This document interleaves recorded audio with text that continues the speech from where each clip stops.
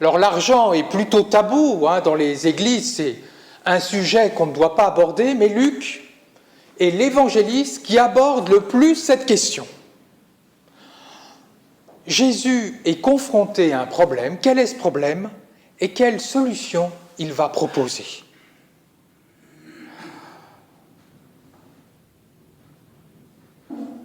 Un homme est en conflit avec son frère pour des questions d'héritage. Et il va demander à Jésus d'arbitrer, de le départager entre lui et son frère. C'était très courant à l'époque que l'on demande à des rabbins, à des maîtres, sur des questions juridiques, de trancher quand il y avait un conflit. Mais Jésus va refuser d'endosser ce rôle. Il se démarque de ces maîtres contemporains qui tranchent quand il y a des conflits d'ordre juridique. Il se démarque aussi de Moïse, quelques siècles auparavant, qui va essayer de départager 2 Israélites en Égypte qui sont en conflit. Il se démarque aussi de certains fondateurs spirituels, et je pense notamment à Mohammed, le fondateur de l'islam, qui a écrit toute une sourate, une partie de la 4e sourate, sur des questions d'héritage. Non, Jésus refuse d'aborder ces problèmes, il refuse d'aborder les questions juridiques, il refuse d'aborder les questions politiques. Il va s'attaquer au nœud du problème. Et quel est le nœud du problème? Gardez-vous de toute avidité. Littéralement, dans la langue biblique, pléonexia, c'est-à-dire avidité, désir de posséder, désir de dominer. Et finalement, il nous pose la question, parce qu'il nous dit, voilà, l'avidité, le fait de posséder des biens, ce n'est pas source de vie. Il nous pose donc cette question, pour chacun d'entre nous, quel est pour toi le fondement de ta vie? Quelle est la source de ta vie? Et il va donc nous dire une parabole. Alors dans cette parabole, l'homme riche a finalement 3 caractéristiques. La première, c'est il accumule. Il a tellement qu'il ne peut pas consommer tout ce qu'il a et il doit donc stocker. Il serait un peu comme un amateur de vin qui a tellement de bouteilles de vin que toute une vie d'alcoolique ne suffirait pas à consommer ces bouteilles et qu'il devrait donc les stocker dans une cave. Ou il serait comme un lecteur qui a tant de livres qu'une vie entière, et même plusieurs, ne suffirait pas à lire tous les livres qu'il a, alors il devrait les stocker dans une bibliothèque. Eh bien voilà, il doit stocker, mais le problème, c'est qu'il n'a pas où stocker.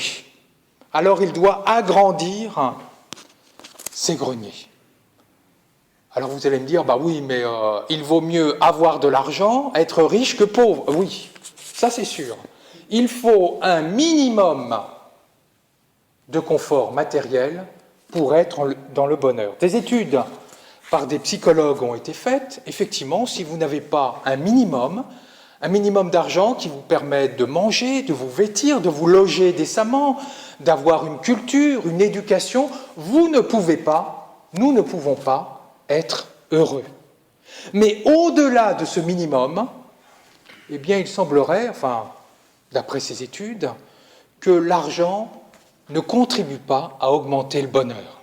Christophe André, le psychiatre dont je vous parlais la semaine dernière, synthétise ces études et dit la chose suivante: plus on s'élève au-dessus de ce niveau minimal, moins l'impact de l'argent sur le bonheur est important.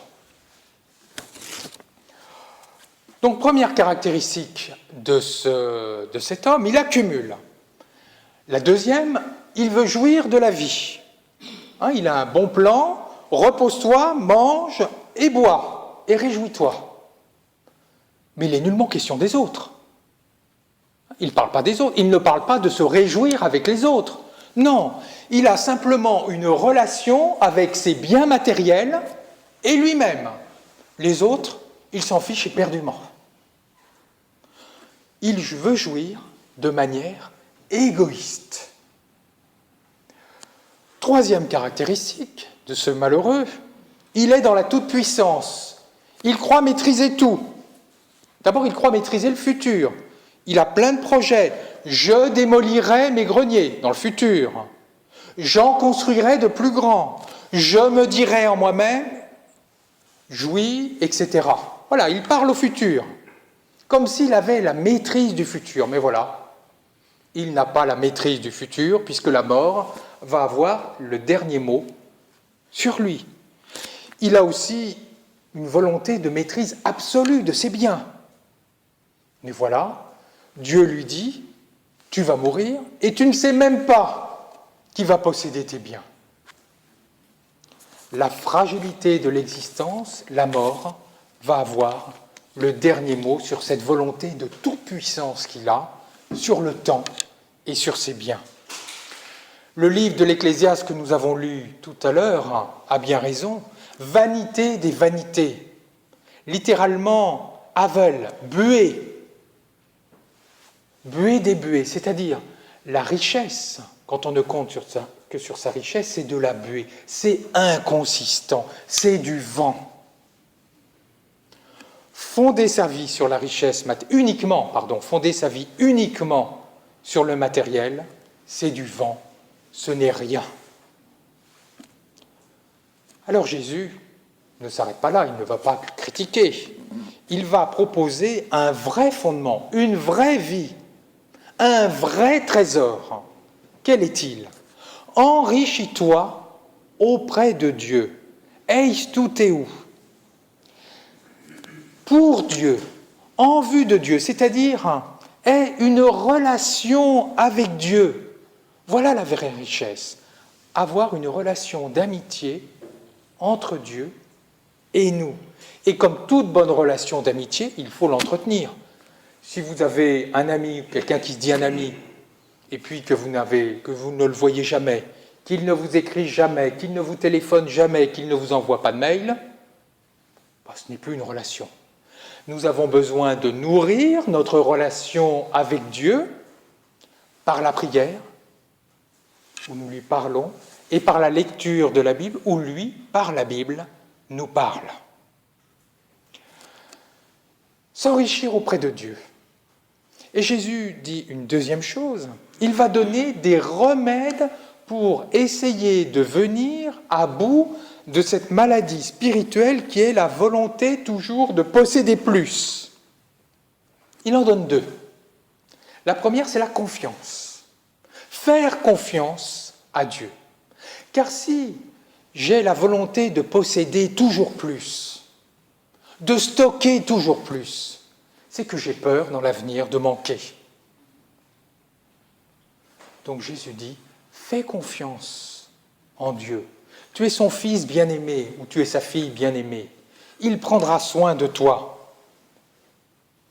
Alors confiance ne veut pas dire insouciance. Si j'ai un examen à préparer, je ne vais pas dire « je n'ai rien à faire, Dieu m'inspirera ». Ou alors si j'ai une prédication à préparer, je ne vais pas dire « pas de problème, Dieu va m'inspirer au dernier moment ». Je pense que je ne vais pas faire long feu parmi vous si je raisonnais comme ça. Non. Je fais les efforts que je dois faire dans le présent et Dieu fera le reste pour l'avenir. La confiance, donc. Et un deuxième remède, c'est de combattre le mal par le bien, c'est-à-dire l'aumône. Donner, être généreux envers autrui. Alors vous allez me dire, mais Jésus dévalorise complètement le matériel. Il répond quelque part, Nietzsche a raison quand il dit les chrétiens ont la tête dans le ciel et puis ils dévalorisent la terre. Ils ne se soucient pas de la terre. Non, pas du tout. Jésus dit bien, le corps vaut plus que la nourriture. Il ne dit pas, le corps ne vaut rien. Ce n'est pas la même chose. Si je dis le corps, c'est rien du tout, comme dans certaines spiritualités extrêmes orientales, où le corps vaut plus que la nourriture, c'est que le corps a quand même une dignité. La matière a une dignité. Et d'ailleurs, Jésus n'était pas un ascète. Ce n'est pas un ascète hindou, Jésus. Jésus aime manger, il aime boire. On lui reproche d'ailleurs. Jésus aime s'habiller, il s'habille dignement. Il a une tunique. D'ailleurs, une tunique apparemment qui était de belle valeur, puisque à la crucifixion, les soldats romains vont tirer au sort pour se l'approprier. Jésus ne condamne pas la richesse, non, pas du tout. Il met en garde contre un excès qui serait d'être complètement omnibulé par les richesses, par le matériel, et du coup d'oublier le spirituel. Et Luc le dit avant, enfin Jésus le dit avant dans l'évangile de Luc, il dit voilà, c'est la parole de Dieu est jetée à terre, et les richesses matérielles, enfin la volonté d'accumuler toujours plus, peuvent être comme ces ronces qui étouffent le spirituel.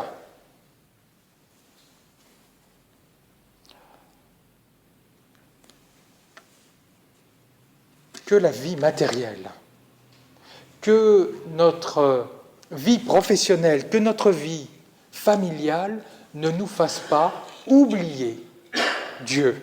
Voilà ce que nous dit Jésus. Jésus, c'est la deuxième idée, sans rejeter la vie matérielle, valorise la vraie richesse qui est la vie spirituelle avec Dieu. Pour conclure, je rappellerai les deux idées essentielles de ce texte. Premièrement, le fondement de la vie n'est pas uniquement sur le matériel. Et deuxièmement, le vrai fondement, le fondement ultime, est sur Dieu. Je terminerai en lisant une brève exhortation de saint Augustin. Les riches sont des pauvres. Il est bon que le riche découvre sa pauvreté. Se croit-il rempli?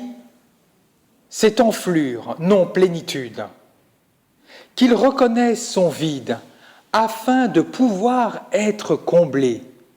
Que possède-t-il? De l'or?